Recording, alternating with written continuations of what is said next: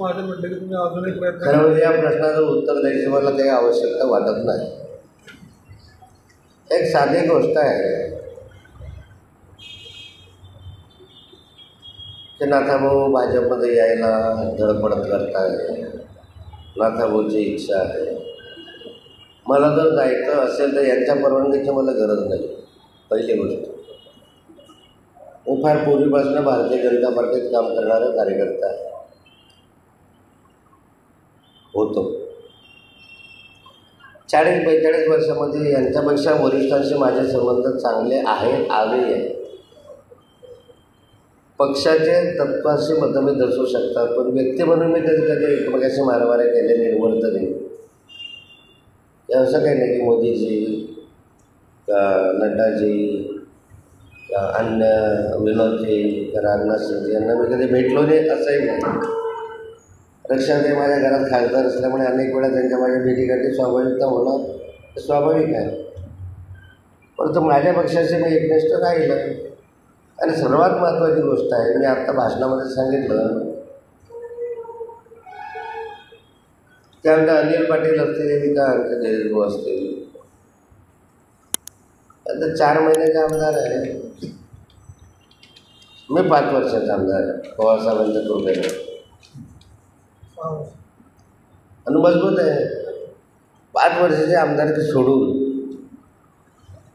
परत जावं असं काही मेजर कारण असलं तर आतापर्यंत कारणं जे होते ते संपले. ईडी बिडी हे ते बऱ्यापैकी तेव्हाच जायला पाहिजे होतं किंवा आजही जायला पाहिजे होतं.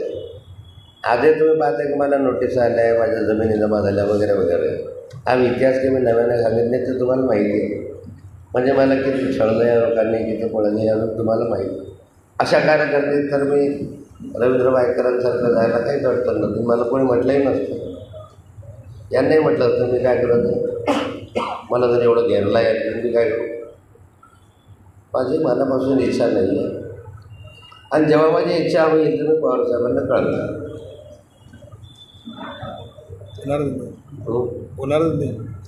त्यांच्या संमतीनं जाईल. पण 5 वर्ष आमदारकी सोडून जाणार काय मूर्ख आहे का? इच्छाच होणार.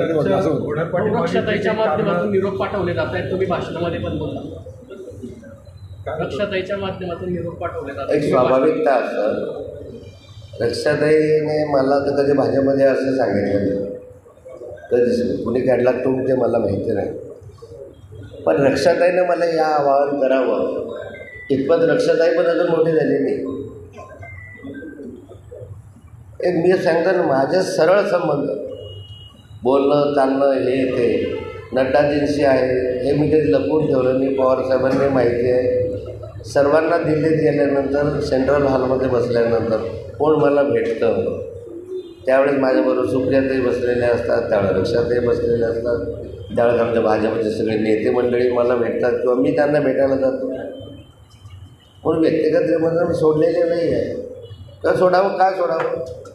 पण मला एवढं समजतं की माननीय शरद पवार साहेबांनी मला 6 वर्षासाठी आमदारकी अशा कालखंडात मिळून दिली त्यावेळेस मी अंधारात होतो.